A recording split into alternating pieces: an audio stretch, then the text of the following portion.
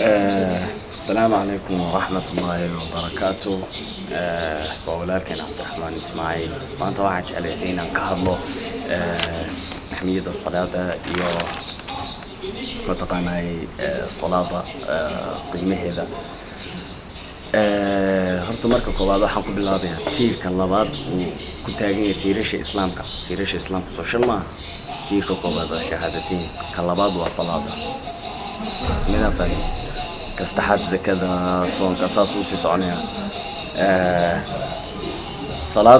salaadu waxay tahay waa nuur salaada qofka toosiya wuxuu helayaa nuur wuxuu helayaa calaamado lagu garanayo sujuud meelaha uu ka sujuudo oo dhan calaamado qiyaamaha u nuuri doona oo u iftiimi doona sida dayaxa oo kale quraanka ilaahay in badan buu ku soo arooriyay uu ku sheegay salaada in la toosiyo adigii gaalka wax la idinku kala garanaya kaliya waxa weeyaan salaada adigii qofka gaalka wax la idinku kala garanaya waa kaliya salaada oo ay hadaadan tukanin adigii gaalka la yaal cidna idin ma kala saari karayso dadka naarta galay markii naarta galaan dadkii naarta galay ayaa su'aal baa la weydiinaya dadkii jannada galay asxaabul janna ayaa weydiinaya asxaabul naar waxay weydiinayaan qaaluu maa salakakum fi saqar maxaa cadaabta saqara maxaa idin geeyay kadib ay dhahaan qaaluu lam naku min almusalliin kuwa tukada maanaan ahaan jirin kamid maanaan ahayn kuwa tukada yani sidoo kale ilaahay quraanka wuxuu noogu tilmaamayaa suuratul mursalaat وإذا قيل لهم اركعوا لا يركعون marka lagu dhawo rukuuc meena rukuuci jirin waxay ka micno tahay way dheersan jireen salaada dhanba waxay ka soo qaadi jireen wax ma garanaysa ana laga xisaabinaynin ba xiriirka Alle adoonkiisa ka dhaxeeya waa salaada hadii aad salaada goyso waxay ka micno tahay adiga oo gooyay xiriirkii adigii Ilaahay idinka dhaxeeyay salaadu la mid ma aha amalada kale ee la qabto cibaadooyinka kale ee la suubiyo sida soonka zakada la mid ma aha hadaadan hay zakada ma bixinaysid uma waajib uma aha hadii aadan ma garanaysaa hadaad xanuunsanayso waad iska cuni kartaa oo ma soomi karaysid oo hadhowba dib ka qalin karaysaa sida gabadha oo kale ama dhiigku ka caadadu ka socoto ama uur kale fahmaysaa waxay soomi karaysaa dib bay ka soomi karaysaa waa qalin karaysaa laakiin salaada wax joojin karaya male salaada wax joojin karaya ama ka hor istaagi karaya haba yaraatee ma jirto waayahay salaada ayaa diinta lagu kordhiyay markii koobaad uu nabiga sallallahu alayhi wasallam Madiina yimaaday isagoo guri dhisanin wax kala dhisanin wixii koobaad uu dhisay maxay ahayd masaajid in salaada Ilaahay la xoojiyo oo meel lagu tukado Ilaahay oo lagu xuso xilka Ilaahay si uu u adkaado masaajid buu dhisay sallallahu alayhi wasallam habeenkii Israa wal Mi'raaj ee nabiga la dheelmiyay wala kixay nabiga sallallahu alayhi wasallam waxa loo soo hadiyay konton salaadood nabi Muuse uu yimaaday soo konton salaadood wata markaas ku noqon ku dhahay dadkaagu ma karayaan Ilaahay buu ku noqday si ugu noqonay markii dambe shan salaadood ayaa laga soo dhigay shantii salaadood baynu la daana dhacayna hadda bal konton salaadood hadii aan leeyahay ka hor shantii salaadood baa cid toosisa oo ma garanaysa la leeyahay ba ma garanaysa sideedii u tukata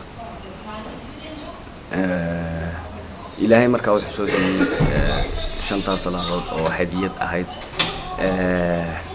okay Nabi Muhammad sallallahu alayhi wasallam markuu yimaado masaajidka wuxuu dhigi jiray bilaal oo kaalay noogu raaxay salaada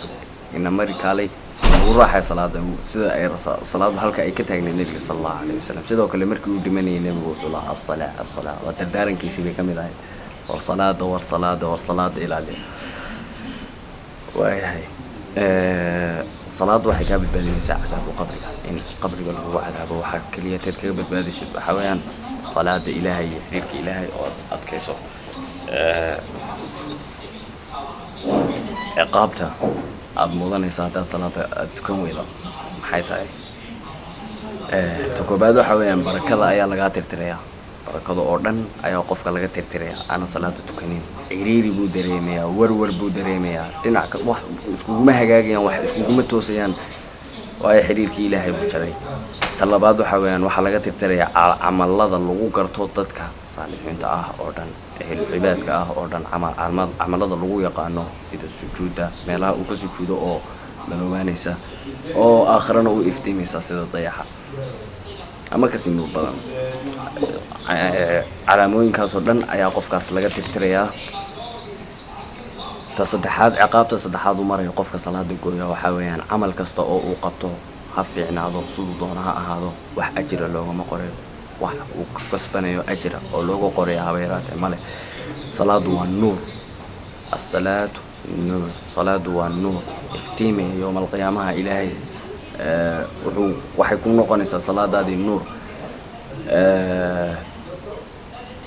ducadiisa lama aqbalayo qofka, waa ta afaraad, ducadiisa lama aqbalayo qofkaas, samadana gaari mayso ee qofka tukaday ma garanaysaa. qofka aanan tukanin ducadiisa lama aqbalayo, sida qofka salaada dhayalsada ee markuu tukanayo galab u tukada ma garanaysaa, ka gaarhsiin un ha ku dhaafta hal mar u tukada, salaadiisu waxay gaadhaysaa samada koobaad markay marayso albaabada laga xidhanayaa oo dhulka lagu soo tuurayaa, dhulkay u gelaysaa hoos ilaa halka u hooseysa, kadib waxay habaaraysaa qofkii tukaday. bal salaadii balaag ayaa ku habaaraysa oo dhahaysa ilaahay oo qofkaasuu ii dayacay u dayac isagana. qofka hagaajiyay salaadiisana waxay dhahaysaa salaadu ilaahay oo qofkaasuu samadaa laga furayaa, salaadiisii waa lasoo dhaweynayaa, kadib waxay dhahaysaa salaadii ilaahay oo qofkaasuu ii xafiday isagana oo xafido oo ilaali waayahay.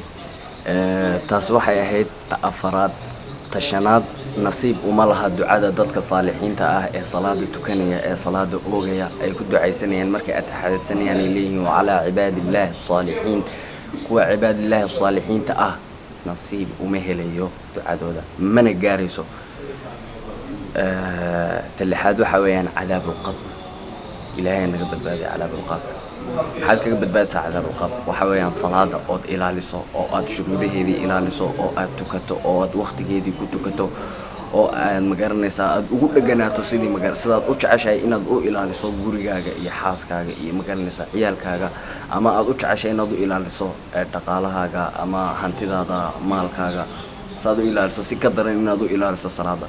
ayaad kaga badbaadaysaa cadaabulqabr. haddii aad salaada aad guysana cadaabulqabr iyo adiga ayaa isheleelaya.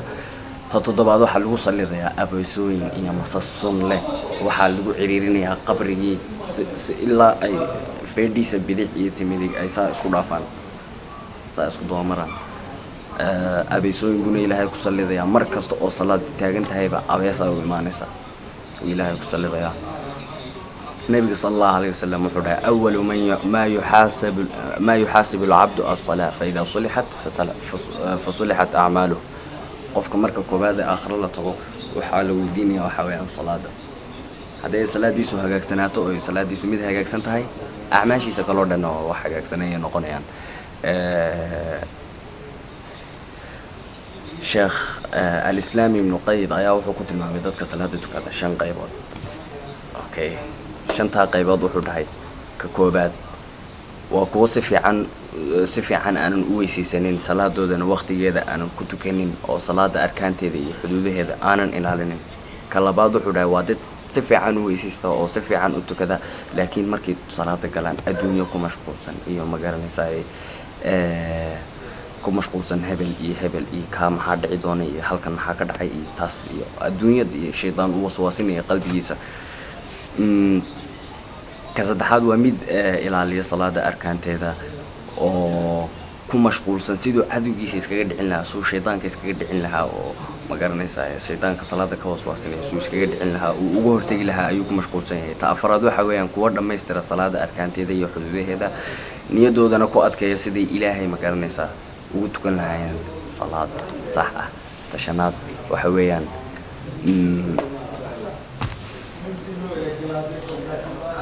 waxay u tukadaan sida iyaga oo ilaahay hortaagan, wayna ku raaxaystaan salaada markay tukanayaan, waxay dareemayaan raaxo, jawi bay gelayaan salaada markay tukanayaan, ilaahooda inay hortaagan yihiin bay qirayaan. kuwa ilaahay naga mandhigo aamin dhaha. ta koobaad wuxuu ku tilmaamay qofka sheekhu wuxuu dhahay waa dembiilayaal. kuwa koobaad qaybta koobaad waa dembiilayaal buu dhahay, ciqaabayna mudanayaan. ka labaad waa kuwa la xisaabin doono in loo dambi dhaafana ilaahay inuu ilaahay u dambi dhaafana way dhici kartaa. ka saddexaad waa kuwa jihaad iyo salaad ku jira labadaba ma ogtiin, kuwaasna waa loo dambi dhaafayaa. kuwa afaraad ajir ayaa la siinayaa. kuwa shanaadna waa kuwa ilaahay subxaanahu watacaala aad ugu dhow. haddaba walaalayaal maxaynu looga baahan yahay inaan salaada ilaalino, inaan isku baraarujino, in aan waqtigeeda aan tukano. ilaahay muxuu dhahay xaafiduu cala asalawaati wasalaati alwustaa, war salaadaha ilaaliya, salaadaha faralka ilaaliya. weliba waxaad aad u ilaalisaan salaatu lwustaa. culimadu maxay ku tilmaamaan salaatu lwustaa? salaada casar inay tahay. النبي صلى الله عليه وسلم حوله من ترك صلاة العصر فقد حبطت أعماله. قفك صلاة عصر كتك عمل الذي سيودن ولا تفتريها إبر يا لقى سوق هذا قفك صلاة وهل صلاة عصر يا وهل لقى سوق هذا قف عمل الذي سيودن ولا تفتريها قف أنا ولي عمل سمين ما ينقل وصلاة عصر كلية توقعتك مركب ولا ليال أني يدين كبوح الدين دافية إلهي. اللهم علمنا ما ينفعنا وانفعنا بما علمتنا وارحمنا برحمتك يا أرحم الراحمين. السلام عليكم ورحمة الله وبركاته.